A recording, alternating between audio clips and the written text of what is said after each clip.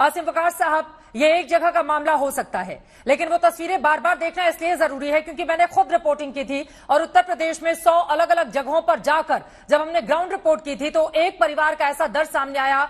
एक व्यक्ति, 2 शादियां, 19 बच्चे। मुस्लिम परिवार से ताल्लुक रखने वाले ये व्यक्ति बहुत कम पढ़े लिखे, बच्चों में कोई पढ़ाई नहीं करता है। जो सबसे बड़ा बेटा है वो 32 साल का है और उनका जो सबसे छोटा बच्चा है वो 6 साल का है।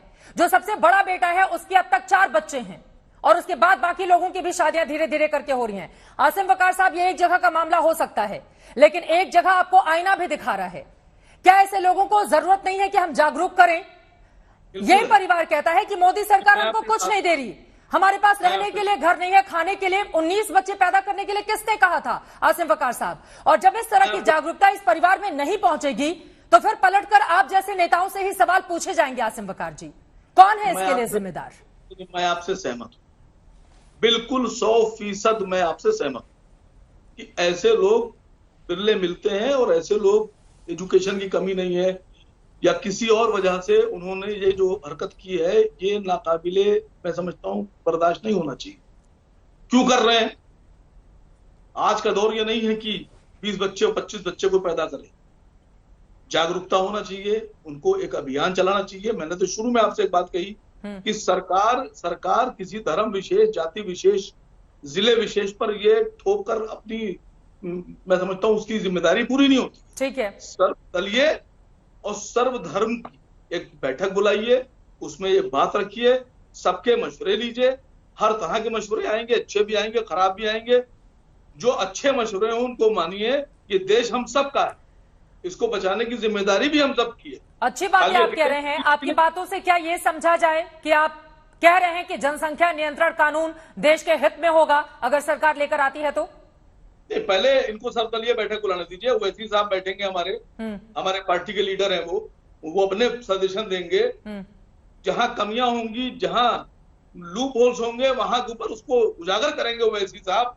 हमारे राष्ट्रीय अध्यक्ष हैं और मैं समझता हूं कि उनकी काबिलियत पे पूरे देश में किसी को शक नहीं है। राकेश त्रिपाठी जी, बुलाना चाहिए इस तरह की बैठक। वहां बाकी लोग सोच नहीं सकते। ठीक है, इस तरह की बैठक यकीनन अगर देश में कोई बड़ी समस्या है और उसको मिलजुल कर एड्रेस किए जाने की जरूरत है तो ये सरकार की जिम्मेदारी है। लेकिन उसके पहले गिरिराज सिंह ने जनसंख्या नियंत्रण कानून को लेकर क्या कुछ कहा है, एक बार सुन लेते हैं केंद्रीय मंत्री को। देखिए, योगी आदित्यनाथ ने जो कहा है इसे लोगों को समझने की जरूरत है देश हित के लिए। जनसंख्या नियंत्रण कानून को राजनीतिक चश्मे से देखने की जरूरत नहीं है, इसे देश के चश्मे से देखना चाहिए, विकास के चश्मे से देखना चाहिए, सामाजिक समरसता की चश्मे से देखना चाहिए। आज पूरे दुनिया में भारत और चाइना की आबादी आधी आबादी हो जाती है। चाइना अपनी आबादी को 1979 में एक कड़ा कानून ला करके अगर नहीं रोका होता तो आज 60 करोड़ आबादी बढ़ गया होता, तो फिर उन पर आर्थिक बोझ बढ़ता। आज भारत के अंदर में और चाइना में कंपेयर करेंगे, दुनिया से कंपेयर करेंगे तो पूरी दुनिया की आबादी का 18 से 20% आबादी भारत में है। जमीन कम है, पानी कम है और 1 मिनट में चाइना लगभग 10 बच्चे पैदा हो रहे हैं आज की तारीख में, और आज की तारीख में भारत में 1 मिनट में 30 बच्चे से अधिक पैदा हो रहे हैं। यानी 2 करोड़ से अधिक बच्चे हम पैदा कर रहे हैं। 2 इजराइल 1 साल पैदा कर रहे हैं। आज जरूरत है भारत में एक कड़ा कानून लाने का जनसंख्या नियंत्रण के लिए, जो हिंदू, मुसलमान, सिख, ईसाई, बौद्ध, जैन सभी पर समान रूप से लागू हो। जो ना माने, अगर जरूरत पड़े तो ऐसे लोगों का वोटिंग राइट भी समाप्त करते। नहीं लगता आपने? केंद्रीय मंत्री गिरिराज सिंह को आप सुन रहे थे। सीधे राकेश त्रिपाठी जी आपके पास आते हुए, जनसंख्या नियंत्रण कानून लाइए ना। अगर आपके केंद्रीय मंत्री भी वकालत कर रहे हैं, स्थानीय स्तर पर भी उत्तर प्रदेश की सरकार को भी लग रहा है, तो रोका किसने है? क्यों आपके हाथ बंधे हुए हैं? क्यों कोई पहल नहीं की जाती आप लोगों की ओर से इस विषय को लेकर? नहीं, बिल्कुल हाथ नहीं बंधे हैं और ना ऐसा कहीं है कि भारतीय जनता पार्टी की सरकार की तरफ से कोई पहल नहीं की जा रही है। ये भी पहल का हिस्सा है। उत्तर प्रदेश के स्टेट लॉ कमीशन ने भी संदर्भ में रिपोर्ट दी है, अलग अलग राज्यों में भी लॉ कमीशन ने इस तरह की रिपोर्ट दी है। देखिए, इस तरह की जब बड़े कानून बनते हैं, मैं इस बात को फिर दोहरा रहा हूं कि केवल उनकी बात हो जाए फिर आप बोलिएगा, आजाद जी आपके पास ही आऊंगी। एक बार ये जन सहभागिता से जुड़ा हुआ विषय है। हाँ। यही देखिए, डिबेट का संतुलन इसी प्रकार से पैदा होता है। ये डिबेट का संतुलन है, जनसंख्या का संतुलन एक समस्या है और ये डिबेट का संतुलन है। गंभीर विषयों पर थोड़ी गंभीर बात होने दिया करिए। अनुराग भदौरिया, आपके पास कोई अपना कोई सुझाव होता नहीं है। अभी सुझाव मैं तो कह रहा हूं, उनको मेरा समय दीजिए। ये 5 सुझाव बताएं, समाजवादी पार्टी की ओर से कोई 5 ऐसे सुझाव बताएं कि कौन कौन से सुझाव जनसंख्या के स्थिरीकरण के लिए, जनसंख्या के नियंत्रण के लिए या जनसंख्या के अनुपात को संतुलन करने के लिए क्या 5 सुझाव? प्लीज कोई एक अनुराग भदौरिया जी आपके पास में आऊंगी, एक बार उनकी बात तो पूरी हो जाए। समझ में नहीं आएगी दोनों लोगों की बात। प्लीज हल्ला गुल्ला मचाना, केवल आकर के शोर मचाना, ये अराजकता करना बंद करिए भाई।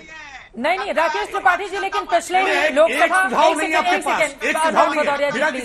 अनुराग जी दोनों लोग बोलेंगे, समझ में नहीं आएगा। प्लीज, हिंदुस्तान के लोग सब एक हैं, आप कितना भी कुछ कर लो, हिंदुस्तान का हिंदू मुस्लिम सिख ईसाई सब एक साथ है, किसी को किसी से खतरा नहीं है। अरे भाई, आपके कहने से हिंदुस्तान का व्यक्ति थोड़ा बदल रहा है। हिंदुस्तान एक है, एक ही रहेगा। आप निश्चिंत रहो।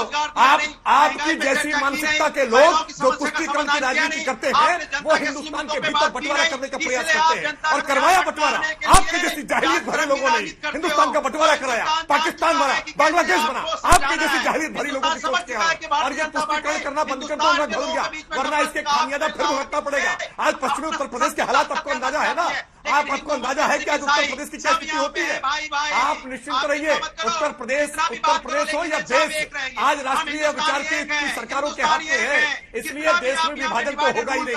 अब देश एक भारत श्रेष्ठ भारत का दोनों लोग इस तरह से बोलेंगे, समझ में बिल्कुल भी नहीं आएगा। कम से कम इतना गंभीर विषय हो, एक एक करके बोलेंगे तो शायद ज्यादा बेहतर तरीके से कम जिस समाज को हम जागरूक करना चाह रहे हैं उस तक अपनी बातें पहुंचा पाएंगे।